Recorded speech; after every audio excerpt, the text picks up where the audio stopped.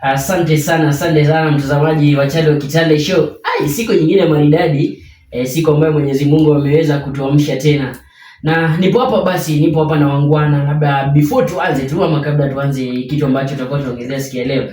Mwanzo naitwa Ekadeli Simon, labda upande wangu wa kulia anaitwa Kipkemboys Abraham. Asante sana Kipkemboys Abraham. Na labda upande wangu wa kike. Mimi naitwa Sharon Watila.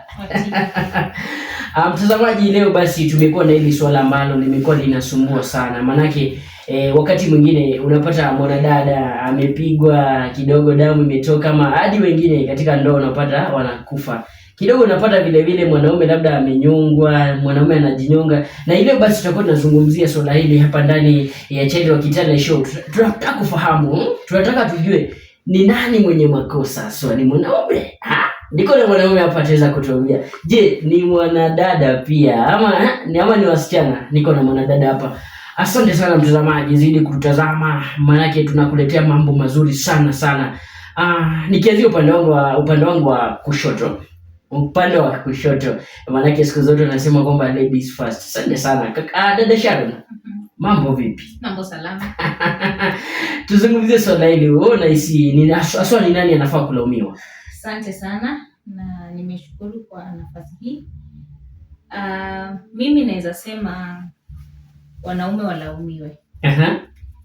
Wanaume walaumiwe kwa sababu hao wanaume wamepewa majukumu ya kuchunga wake zao, kuchunga the so called girlfriends. Yes. The so called friends.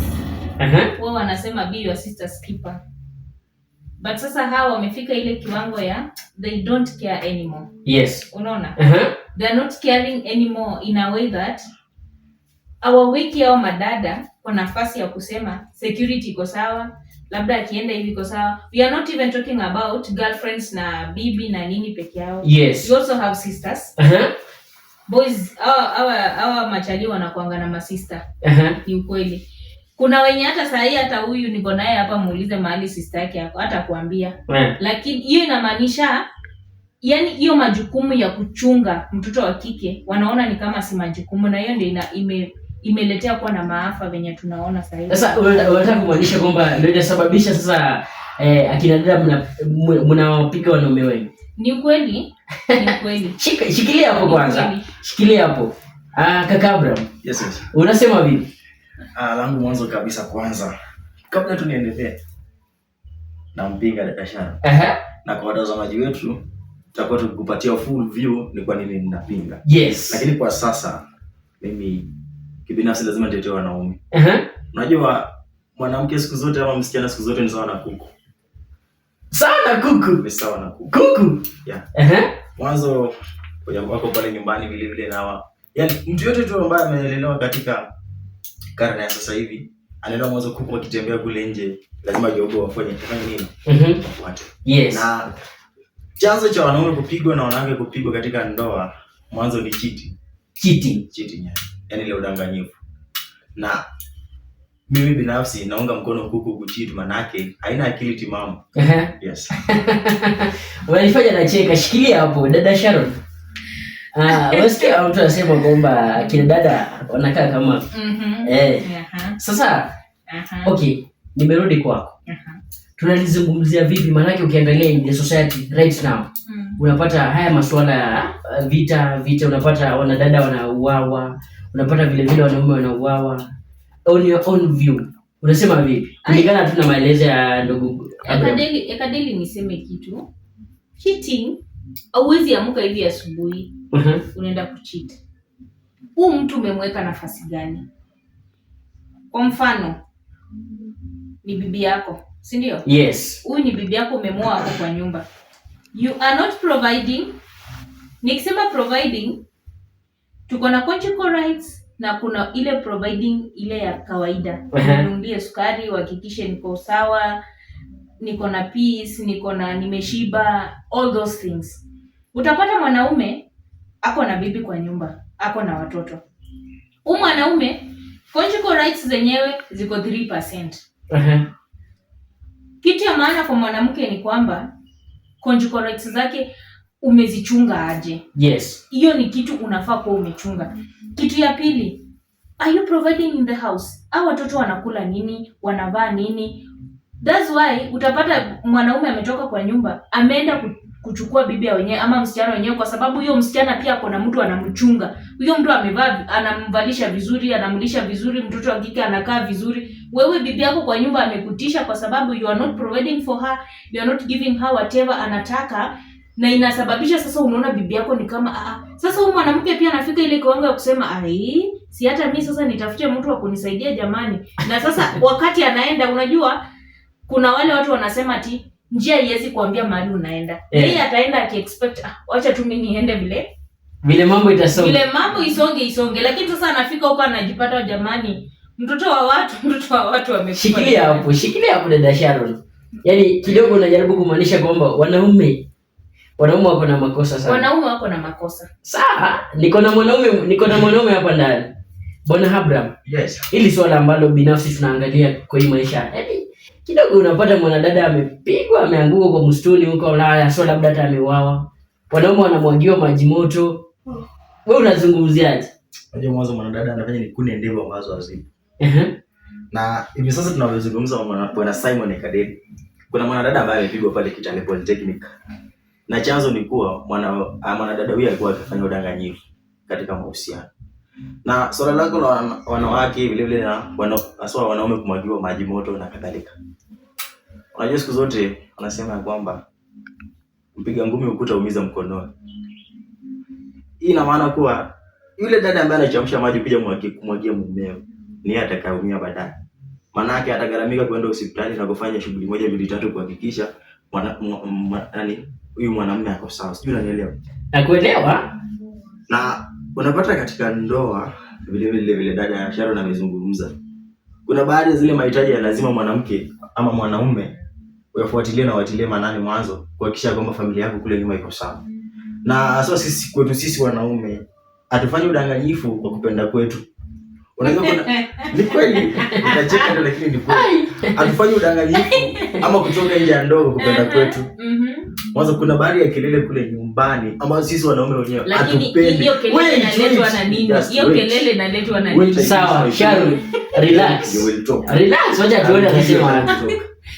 Hizi kelele zinatoka kule nyumbani mwanzo. Najua hakuna mwanaume ambaye atatoka kwake watoto wake hawana chakula, hawana sabuni, hawana mavazi. Hata nini ifanyike, damu ya mtu ni ya mtu. Hakuna mwanaume atafanya hivyo. Pili, labda mwanamke yule afanya kila kitu, labda sisi wanaume tunaenda kazi, tunarudi tumechelewa, tunarudi tumechoka. So mtu akifika anafika kama amechoka, amelala. Umeongelea conjugal rights. Mwanaume ukifika umechoka, vitu kama hizo, ni shikilia hapo Abraham. Shikilia tu hapo. Sharon, wewe mwenyewe umesikia. Sasa tunajaribu kumaanisha kwamba kina dada ndio wako na makosa. Hakuna dada ako na makosa. Nataka unielewe vizuri. Yes. Hii kelele inatoka wapi? Ukisikia kuku imepiga kelele, hiyo kuku imetega mayai. Si ndio? No, yes. Kuna kuku. Just wait. Kuna kuku itapiga kelele kama inataka kutega. Na sasa kwa nyinyi wanawake, mtu anapiga kelele ni kama amechoka na ndio anataka kutoka. So kuna kelele na lazima tufuatilie na tunai. Sasa shikilie hapo kwanza. Unaona Sharon?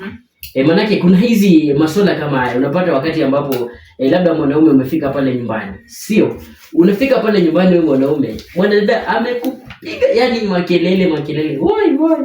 Mchinga nini? Mpaka zile matusi unapata mwanadada anakutusi mbele ya watoto wako.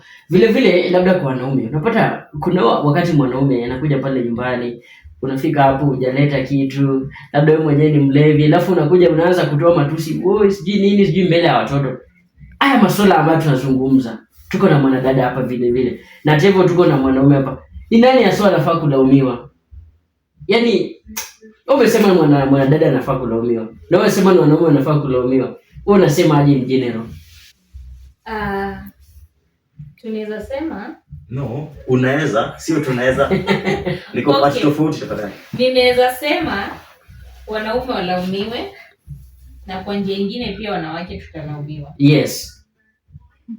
Reason number 1, mwanaume alaumiwa kwa nini? Mimi bado nitastick kwa point yangu. Kitu ya kwanza, heshima inaenda kwa heshima. Like ukinipea heshima, mimi nitakuheshimu. Kuna ule mwanaume akiona bibi yake ni kama hajaona mtu. Yani kumekuwa na hiyo mazoea, yani wamezoeana mpaka like siwezi ona yeye kama ni mtu kwangu. Like it's nothing. Unaona? Haya, kitu ya pili, mimi bado nitabaki kwa responsibilities. Ukweli ni kwamba hata Biblia inatuambia mwanamke amekuja kukusaidia kama msaidizi. Unaelewa? As a helper. As a helper. Mimi sijakuja kukufanyia kazi. Mimi nimekuja kama helper. Hata kama ninafanya kazi. Yaani kidogo Sharon, labda sijui atuelewe. Helper kwa Kiswahili inamaanisha nini? Msaidizi. Msaidizi. Nimekuja kama msaidizi wako. That means you have to provide. Wewe ndio unafaa kuprovide, mimi nakusaidia tu mahali umekwama. Na labda mbona mwanadada asiprovide mwanaume akae pale kwa nyumba? Inategemea, kuna wale wanaume wenyewe sijui tutatumia tamu gani. Ule mwanaume mwenye akiona tu sasa huyu msichana na provide, my friend I'm telling you. Yes. Afadhali mtoto mdogo. Atalema.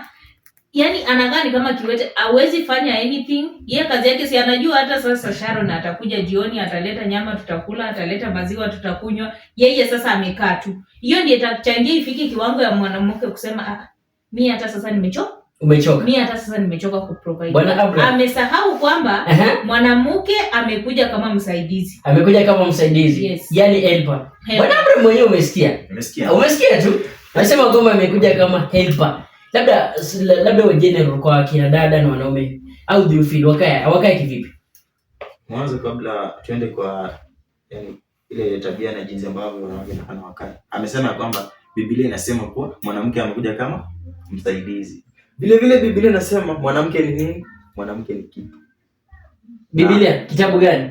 Sasa I'm not a pastor, yes. I'm not a preacher. Tuko hapa kuongelea masuala na maisha. So Biblia inasema mwanamke ni kitu. Na hao watu mwanzo kwa wasikilizaji wetu na watazamaji wetu nafaa mjue kwamba waliumbwa kama sisi wanaume tumelala. Tulipoamka tuliwakuta tu. So hao watu Bwana Simon, yani sijui Mungu alikosea wapi mwana. Lakini hata hivyo wanawake wabadilike kitabia. Unasema kwamba wanawake wabadilike kitabia? Wabadilike kitabia. Mwanzo unasema kwamba umekuja kama msaidizi. Lakini hata hivyo mimi najua kwamba kwa ile ndoa katika ushirikiano lazima partner mmoja provide 70, the other partner provide 30%. So 70 plus 30 automatically inakuja 100%. Ndio maana nimesema tunakuja kama wasaidizi. Umeona hii part ya 30. Yaani ni nakusaidia, ni kukusaidia na kusaidia. Si lazima nifanye hiyo 30. Hiyo nayo unafaa ukae ukijua. Hiyo 30 si lazima nifanye. Sawa Bwana Abraham. Na labda tukizungumzia kwa wanaume. Hasa unataka wanaume wakae vipi? Wanaume kwanza lazima jamii na dunia nzima ijue kwamba wanaume ni watu kujituma. Na as a man ukijituma, make sure at least una provide familia yako. Unajua kuna baadhi za kelele pale nyumbani, si wenyewe watu tunajitakia mwana. Unapata mwanaume amefika una chochote. Lakini hata hivyo si kwa kupenda kwetu sisi kufika bila chochote mkononi. Unafika kazini, unafanya kazi kuanzia asubuhi, inafika jioni, boss haja walipa. Hasa kwa wanaume ambao tunafanya kazi ya mijengo. Unafanya mijengo kuanzia Jumatatu hadi Jumamosi ndio upate mshahara. So in between the week, yes, unakuja hauna chochote. Umeomba, umehakikisha umekuja na ile kidogo. Lakini kuna ile kiumbe Biblia inasema ni kitu mahali haizi appreciate. Asante sana. Kabla tumalize, yes, nataka kwa Kiswahili sijui utanisaidia kucorrect kwa Kiswahili. Nataka nimwambie sisi sio vitu. Biblia inasema wanawake, ukipata mke umepata kitu chema. Inafananisha na ukipata mke, that thing you get that you feel it's worthy. That is your wife. Si ati sisi ni vitu. Ukipata mke ni sawa na umepata kitu chema. Yaani hiyo kitu yenye unapatanga paka unasikia enyewe hii simu nimenunua mzuri, imeridhisha moyo wangu. Enyewe hii nyumba yenyewe nimenunua inaridhisha moyo wangu. Hiyo kitu yenye inaridhisha moyo wako ndio inafananishwa na mke wako. That means ukipata mke umepata kitu cha kuridhisha moyo wako. Yaani moyo wako unatulia. Asante sana. Na labda ukipata mume Sharon, sisi ni vitu tafadhali. Sharon, na labda ukipata mume, maana umesema ukipata mke umepata kitu nyambaya, roho yako inatulia. Ukipata mume pia ni kitu umepata, moyo wako unatulia. Yes. It's like unafikiria tu, mimi nataka ninunue shamba hii mwaka. hii mwaka lazima nitajenga nyumba mzuri. Nakwambia ikifika Disemba umejenga nyumba, roho yako inakuwa imetulia. Ni sawa na mimi niseme hii mwaka nataka nipate bwana mzuri. Ikifika Disemba nimepata bwana mzuri, roho yangu itatulia. Yaani nimepata kitu cha moyo wangu unasikia vizuri. But hata hivyo kuna msemo unasemwa katika, yani ukipata yule mwanaume amesucceed in life, behind there is a woman. There is a woman. Yes. Asante sana mtazamaji, asante sana. At the same time, yes, unapata mwanaume amefeli katika maisha, behind there is a woman. So hao watu hawaeleweki. Lakini pia agreement gani iko before tufike kwa mtu wako nyuma, sijui the best, sijui wako nyuma, sijui ukipata ukifanikiwa. Hao watu before waishi pamoja, mimi naamini kuna agreement. Nimeagreeana na wewe, tunaenda kuishi pamoja, we are getting married and we are going to do this and this and this and this. Ikifika ile kiwango yenye hatutaelewana, ukweli ni kwamba we are not going to do anything na hata hatutaishi pamoja. So ukiona mwanaume amesucceed, it's a plan. Walikaa chini na bibi yake na wakasema, mimi nafanya kazi ya mjengo, mimi ni ABCD, mimi ni hivi na hivi na hivi. Bibi amwambie, mimi ni hivi na hivi na hivi, na sasa tutakuwa tunafanya hivi. Tutakuwa tumekaa pamoja. Hapo sasa tutakaa pamoja, lakini sasa ukiweka hizi maagano zao pamoja na wafike kiwango ile mmoja ana betray mwingine anafanya, unaona sasa haitakuwa venye inafaa kukua. Na hiyo ndio inaleta hizi changamoto. Asante sana mtazamaji wetu wa Channel Kitale Show.